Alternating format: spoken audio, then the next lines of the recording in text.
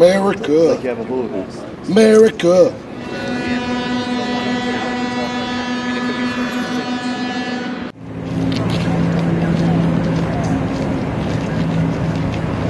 What's up, Callie, Eric, and the Universal crew? And today we are out here at the battleship New Jersey. It's the most decorated battleship in American naval history. Been involved in World War II, the Korean War, the Vietnam War.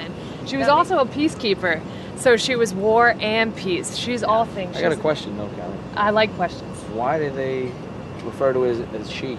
Because she's so awesome that no dude could comprehend to be one. I got no comeback to that.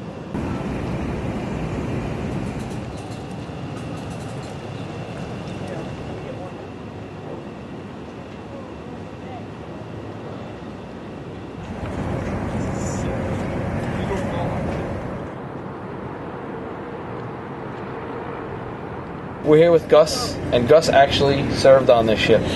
So he's going to tell us a little bit about when he served and also tell us a little bit about the ship. So I was assigned to the battleship, New Jersey. It's great. I was 18 years old, and so I just got, there was 60 Marines on board. It's a kind of a thing that they don't have anymore. They don't do, Marines don't do that anymore. But it was really a neat thing. There were 9 captains orderlies. There were also executive officer. He's second in command under the ship. He had his guys. There were also, if an admiral came aboard, then he had his guys. Also, they were in charge of the brig, and so if there was any problems, any guys in the brig, then they were Marines down there with them and keeping an eye on them and things like. So it was a neat duty for 18 months. It's almost 3 football fields long. It's only 13 feet short of 3 football fields. Wow. I mean, putting into that's big. Wow. That's big. It weighs 7,000 tons when it's fully loaded. It can go 33 miles an hour, and it can go about 15,000 miles on a load of fuel before it has to be refueled again. Question for you. We were talking about it. They have the huge guns in the front. Can you give us a sense of how loud that is when you're on the ship and that thing's fired? Like, well, what's that like? When they shoot even one, they're even going to shoot one gun. They sound an alarm, so everybody in the ship would have to get inside. That's when I was aboard. I don't know what happened after or before. But when you had to get inside, preferably sitting down, because the concussion was so great. If you're outside, it would probably break your eardrums. Wow.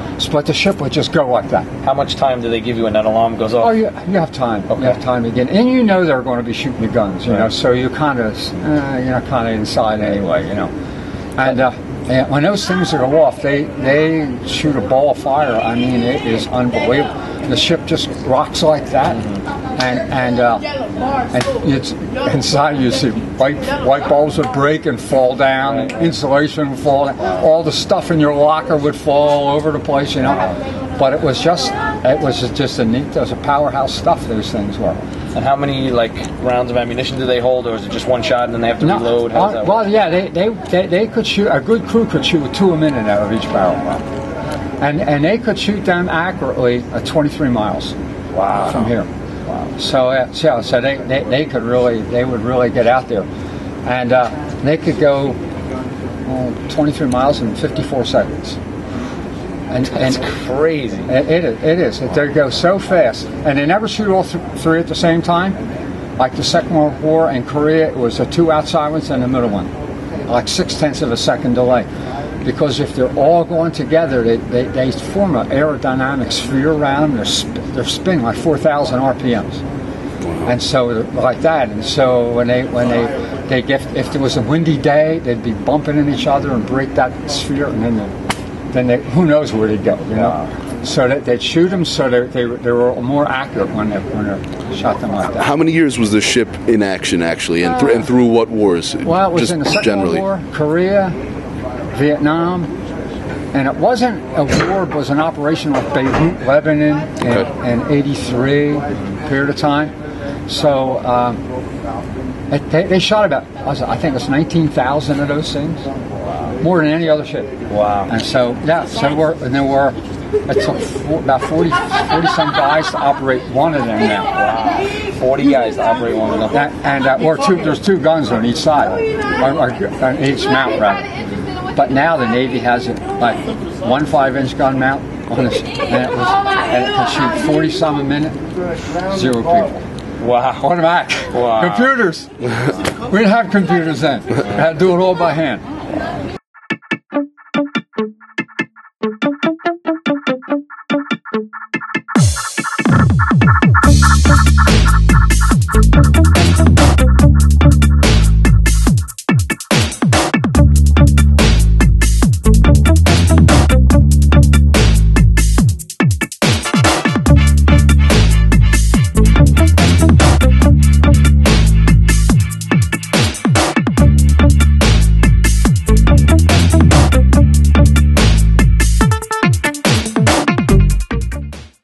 Since 1933, there are not many places that can claim that fame. I'm Callie, this is Antoine. We're about to go inside Rossi's famous bar and grill. Antoine, one word, how you feeling about it? I'm gonna use more than one word, because one word you can't do anything much with that. But what I can say is I've heard that in those burgers there's real beef. Not that processed crap you see in all those fast food joints, but real beef. So if you have real old school beef, you gotta go to Rossi's. That's what we're going to do now. Let's go eat a burger at Rossi's Tavern. Manly. Let's get a beer.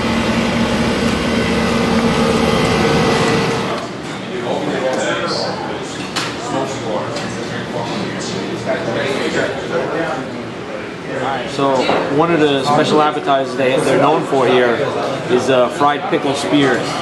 I've never had it like this. I've had the little fried pickle chips before, and those are just okay, but these are pretty dynamite, man. It's a full pickle spear. It's a wasabi mayo dip. Really good. A little spicy. Good kick. But these are money. Rossi's famous burger. I said yes to all the toppings. As you can see, it's about to go in my pocket.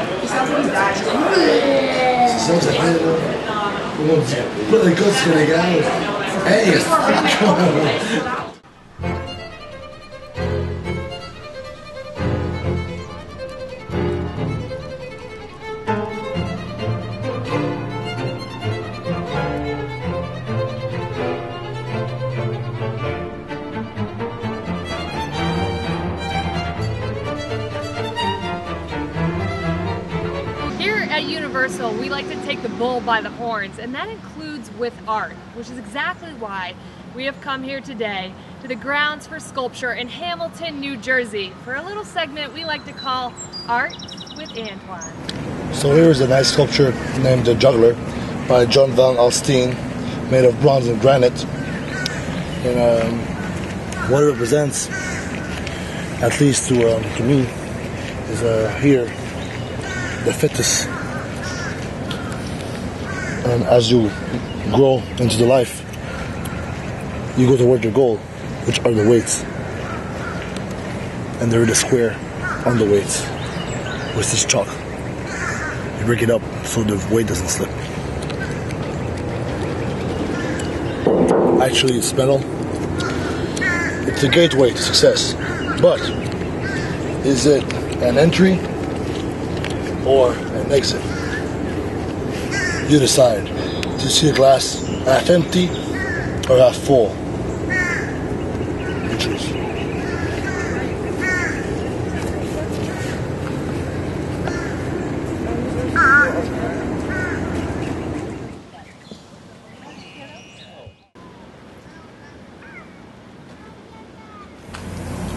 It's actually one of the famous witches of Jersey. I cannot really name them. But you can see over there the tit. Very nice tit. I'm not so sure about the tongue though. Okay. And then we're cooking a nice cauldron of high protein sauces. Let's see the protein in there. Human cadaver, right here. think it's a woman. This feet belong to her.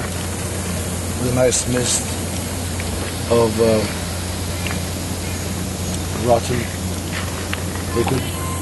Crocodile. Yeah. Bones. You know, in the bones, there's something called Marrow. Marrow. Marrow is very good for you. Lots of iron and marrow and protein. Very low in fat, I think. So bone marrow is very good for you. Here you can see, as the cauldron cooks, it's a long cooking process.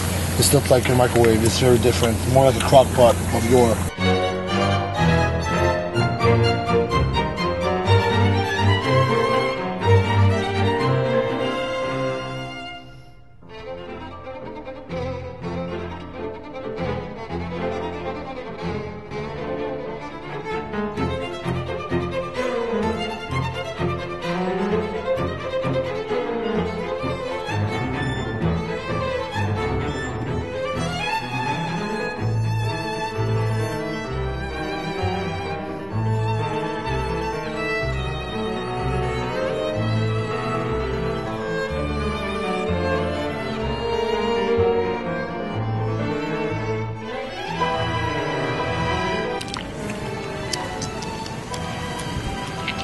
Don't spit in there. No? Oh, Why? I don't know. You don't know? Common sense? Just doesn't seem right. Just all I've learned to this point in my life.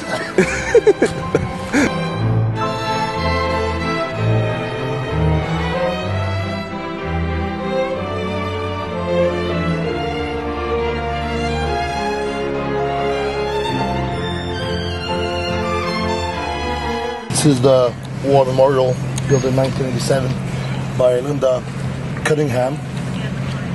From a further distance, you might think it's a native land totem where the tribal elders were actually built as the generations go on. But the further you get near them, it looks like giant cinnamon sticks. Cinnamon is actually good for you. Lots of fiber. Add cinnamon to your oatmeal and protein shakes every day.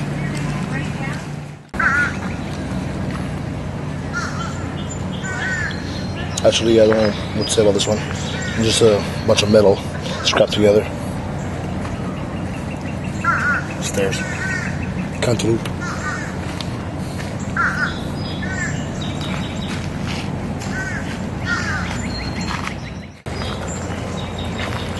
This is step 2 of the earlier unknown sculpture made of scrap metal. The stairs I've moved from this area here that were like this, I think, and then move like this here. And the cantaloupe is now over here still, but half gone, as you can see. And here, a nice wall with a window